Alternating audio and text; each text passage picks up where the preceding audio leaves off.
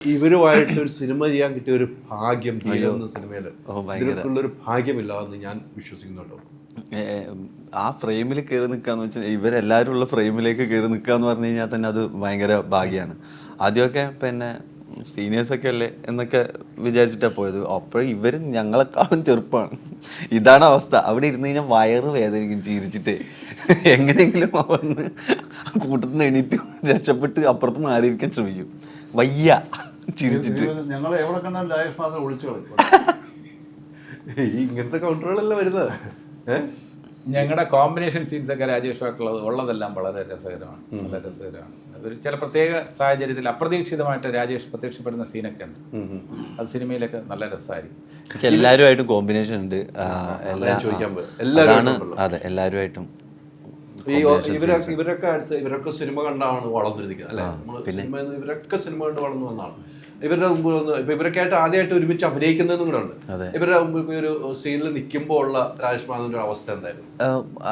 നമുക്ക് അങ്ങനെ തോന്നൂല. ഒരു ക്യാരക്ടറായിട്ട് നിൽക്കുമ്പോൾ നമുക്ക് അങ്ങനെ സീനിയേഴ്സ് ആണെന്നുള്ള നമുക്ക് എന്തായാലും ഉള്ളിൽ ഭയങ്കര ബഹുമാനമൊക്കെ ഉണ്ട്. നമുക്ക് ഭയങ്കര റെസ്പെക്റ്റ് ഉള്ള ആൾക്കാരാണ്. നമ്മൾ അത്രയും കണ്ട് ആസ്വദിച്ചിട്ടുണ്ട്. ഇപ്പോഴും വണ്ടറടിച്ചുകൊണ്ടിരിക്കുകയാണ്. പെർഫോമൻസുകൾ കണ്ടിട്ട് ഇപ്പോൾ ചെയ്യുന്ന എല്ലാ വർക്കുകളും കണ്ടിട്ടും വണ്ടറടിച്ചുകൊണ്ടിരിക്കുക. അപ്പം നമുക്ക് പോയി നിൽക്കുമ്പോൾ നമുക്ക് ഇവരുടെ അടുത്താണ് പോയി നിൽക്കുന്നതെന്നുള്ള ഒരു ആദ്യം ഒരു തുടക്ക സമയത്ത് ഒന്നുണ്ടായിരുന്നു. പിന്നെ അങ്ങനെ ഇല്ല. അങ്ങനെ തോന്നുന്ന രീതിയിലല്ലായിരുന്നു അവിടുത്തെ ഒരു വർക്ക് സെറ്റപ്പ്. എല്ലാവരും ക്യാരക്ടറിൽ കയറി കഴിഞ്ഞാൽ ക്യാരക്ടറായി അങ്ങ് നിൽക്കുക എന്നുള്ളതാണ്. പിന്നെ ഇടയ്ക്കുള്ള ഈ പിന്നെ ഷോട്ട് കട്ട് പറഞ്ഞിട്ടുണ്ടാകുമ്പോൾ ഉണ്ടാവുന്ന സമയത്താണ് വയറുവേദന വരുന്നത് ചിരിച്ചിട്ട്. ഇവരുടെ കൗണ്ടറുകൾ അല്ല, ഞാൻ അശോകൻ്റെ അടുത്ത് ചോദിച്ചു. രാജേഷ് മാധവനാണ്, യങ് ഹീറോ ആണ്. നമ്മൾ പുള്ളിയായിട്ട് വെയിറ്റ് ചെയ്യേണ്ടി വരും. വെയിറ്റ് ചെയ്യേണ്ടത് സീനിൽ പുള്ളിയായിട്ട് അങ്ങനെയല്ല, നമ്മൾ പുള്ളിയുടെ കൂടെയൊക്കെ പിടിച്ചിരിക്കണം. വളരെ ചെറുപ്പമാണ്. അപ്പോൾ അശോകൻ പറഞ്ഞു അതിനുള്ള വഴി ഞാൻ കണ്ടിട്ടുണ്ട്. എന്താണെന്ന് എനിക്ക് മനസ്സിലായില്ല. പിന്നീട് ഞാനും അശോകനും കണ്ട് ആ ഐഡിയ എന്താണെന്ന് പറഞ്ഞുതരാം. അത് അശോകൻ നിഷേധിക്കില്ല. 100% സത്യമാണ്. ഞാൻ എവിടെ കൊണ്ടുപോകണം സത്യം ചെയ്ത് പറഞ്ഞു. അശോകൻ ആരെ കൊണ്ടുപോകണം സത്യം ചെയ്യാം ഞാൻ പറയാം. അശോകൻ സെറ്റിൽ എന്താണ് പ്ലാൻ ചെയ്തതെന്ന് വെച്ചാൽ അശോകൻ ഡെയിലി ഒരു വൈറ്റ് ഓംലെറ്റ് കഴിക്കും. ചോദിച്ചു ഞാൻ കള്ളം പറയില്ല. ഡെയിലി അല്ലെ അശോകൻ പറയട്ടെ, ഡെയിലി ഒരു വൈറ്റ് ഓംലെറ്റ് കഴിക്കും. അത് കഴിച്ചാ ഇവരെ പിടിച്ചിരിക്കാനുള്ള ശക്തി ഡെയിലി. പിന്നെ അവസാനം അശോകന്റെ അസിസ്റ്റന്റ് കൊണ്ടുവന്ന് ആദ്യം നമുക്കറിയില്ല. അതൊരു ഷെഡ്യൂൾ പകുതി ആയപ്പോഴാണ് നമ്മൾ അറിയുന്നത്. ഡെയിലി ഇവൻ ഇങ്ങനെ മൂടിക്കൊണ്ട് കൊടുക്കും, അസിസ്റ്റന്റ് മൂടിക്കൊണ്ട് കൊടുക്കും. പുള്ളി ഇത് ആരും കാണാൻ കഴിക്കുകയും ചെയ്യും. ഒരു ദിവസം ഞാൻ വിളിച്ചു, ജയശേട്ടൻ വൈറ്റ് ഓംലെറ്റ് കൊടുക്കുന്നുണ്ട്, നമുക്ക് ഇതുവരെ കിട്ടിയിട്ടില്ല. അങ്ങനെയാണ് ഞങ്ങൾ പബ്ലിസിറ്റി. പിന്നെ നമുക്കും തരാൻ തുടങ്ങി. ഞങ്ങൾ മേടിച്ചു. ഒരു ഷൂട്ടിങ്ങിന്റെ ഒക്കെ ഒരു പകുതിക്ക് ശേഷം നമുക്ക് കുറച്ചൊക്കെ വൈറ്റ് ഓംലെറ്റ് കിട്ടി. അതിനുശേഷം എല്ലാവരും അഭിനയം നന്നായി. ഹോർലിക്സ് രാവിലെയും വൈകിട്ട് ഓരോ നിർബന്ധമാണ്. അല്ലെങ്കിൽ ചോദിക്കുക, അല്ലെങ്കിൽ പറ. ഇതൊക്കെ ഞാൻ പറഞ്ഞില്ലേ, ഇതൊക്കെ വളരെ കറക്റ്റായിട്ട് ചെയ്തിട്ടുള്ള ആളാണ്. ഞാനിത് ഈ വൈറ്റ് ഓംലെറ്റും ഹോർലിക്സും കഴിക്കുന്നതിന്റെ ഒരു കാര്യം പറഞ്ഞാൽ ഇവിടെ ചില ആൾക്കാരെ ഭയന്ന് ഞാൻ കഴിക്കുക. അത്ര നേരം ഇതുപോലുള്ള അവിടെ പിടിച്ചിരിക്കണ്ടേ ആരോഗ്യം. ഈ വന്യമൃഗങ്ങളിലൊക്കെ പിടിച്ചിരിക്കണമെന്ന് പറഞ്ഞ പോലെ സിംഹത്തിന്റെ അടുത്ത് നമ്മളങ്ങനെ സംശയം. ഈ വൈറ്റ് ഓംലെറ്റിന്റെ യെല്ലോ അവിടെ പോകുന്നു, അത് പറയൂ. അത് കോസ്റ്റ് സേവ് ചെയ്യാൻ വേണ്ടി. അത് മാത്രമല്ല, യെല്ലോ ഞാൻ പറഞ്ഞു യെല്ലോ വേണ്ട, അത് ജഗദീഷിന് കൊടുക്കാൻ. ജഗദീഷ് യെല്ലോ മാത്രം എടുത്തിട്ടുള്ള ഓംലെറ്റ് ജഗദീഷ് കൊടുത്തിട്ടുണ്ട്. അത് എനിക്ക് കിട്ടില്ല. അത് കള്ളല്ലേ മനോജ് പറയും.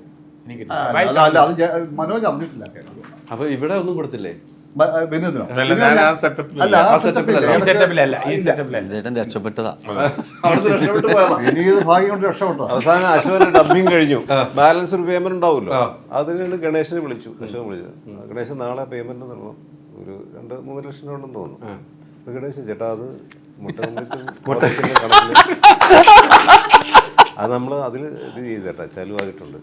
അയ്യോ അതിന് അത്ര ചേട്ടാ ഡെയിലി ഇത് കഴിക്കും. 3-4 ഓംലെറ്റ് ഡെയിലി അടിക്കില്ലേ, പിന്നെ ഹോർലിക്സ്. അപ്പൊ അതിൽ കണക്കിൽ എഴുതിത്തല്ലേ. അപ്പൊ ഡബ്ബിങ് കഴിഞ്ഞൊന്നും കിട്ടാത്തതിന്റെ ഒരു പരിഭവം ഉണ്ട്. അതൊക്കെ എങ്ങനെ ഇരിക്കണ അതാണ് എന്റെ.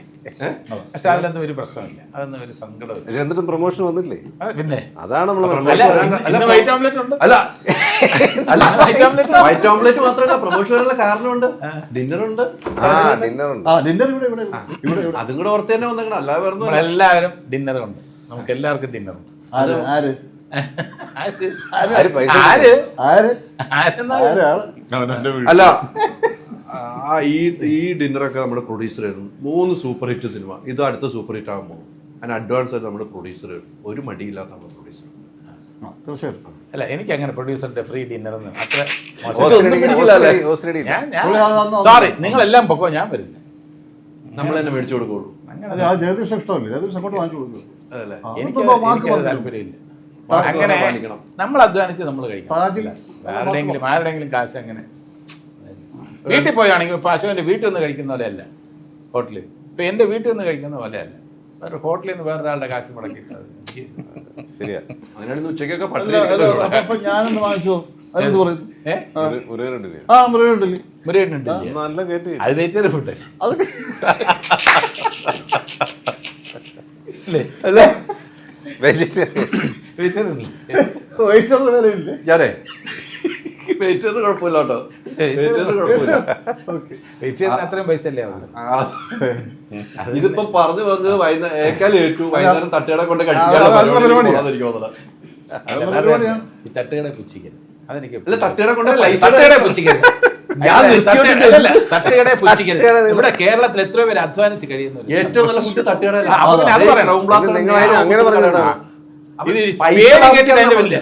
മനസ്സുകൊണ്ട് രാജിനെക്കാളും നല്ല ഫുഡ് തട്ടുകടയിൽ. എന്ത് സംശയം, ഞാൻ തട്ടുകട ഭക്ഷണം കഴിക്കണം. അപ്പൊ തട്ടുകട എന്ന് മതിയല്ലോ. അതിലെത്തി തീരുമാനം അവിടെ എത്തി കേട്ടോ, അശ്വൻ ചേട്ടാ അവിടെ എത്തി. അത് എവിടെയെങ്കിലും അല്ല എടുത്തെറിഞ്ഞാൽ 4 കാര്യം നമുക്ക് വീഴും. നമ്മള് പൂച്ച എടുത്തേക്ക് നിറഞ്ഞാല് നമ്മള് അയ്യോ പൂച്ച താഴെ കൊണ്ട് ഇപ്പൊ കുഴപ്പമായിരിക്കും. കറക്റ്റ് 4 കാര്യം അതാണ് ജയേഷ്. അതാണ്. ഒന്ന് ആലോചിച്ചേക്കണം. നിങ്ങളെ കാലഘട്ടം അല്ലേ, ഇവരുടെ കാലഘട്ടത്തിൽ ഇവിടെ ഇതാണ് അവസ്ഥ. ഹരിഹരനഗറിലെ സിനിമയിൽ എന്തായിരുന്നു ഇവര് അല്ലേ? അത് ഞങ്ങൾ ആക്ട് ചെയ്യുമ്പോൾ പറയാറില്ല ഗിവ് ആൻഡ് ടേക്ക് എന്നൊക്കെ പറയില്ല, ആക്ട് ചെയ്യുമ്പോൾ. അതുപോലെ തന്നെ ഷോട്ട് കഴിഞ്ഞ് വന്നിരുന്ന ഇതാണ് കൊടുക്കൽ വാങ്ങൽ ഇങ്ങോട്ടൊന്ന് കൊടുക്കും, അശോകൻ തിരിച്ചു വാങ്ങും അല്ലേ? അങ്ങനെ തന്നെ എപ്പോഴും അങ്ങനെയാണ്, ആക്ടിങ് സമയത്ത് അല്ലാത്തപ്പോഴും കൊടുക്കൽ വാങ്ങലുണ്ട്. അൾട്രാ മോഡേൺ കിച്ചൺ ഡിവൈസസ്, ഒരു കിച്ചണിൽ വേണ്ട എല്ലാ ലേറ്റസ്റ്റ് ബ്രാൻഡുകളും ഇവിടെയുണ്ട്. ലോകോത്തര ബ്രാൻഡുകൾ, original products, wide range. MyG future.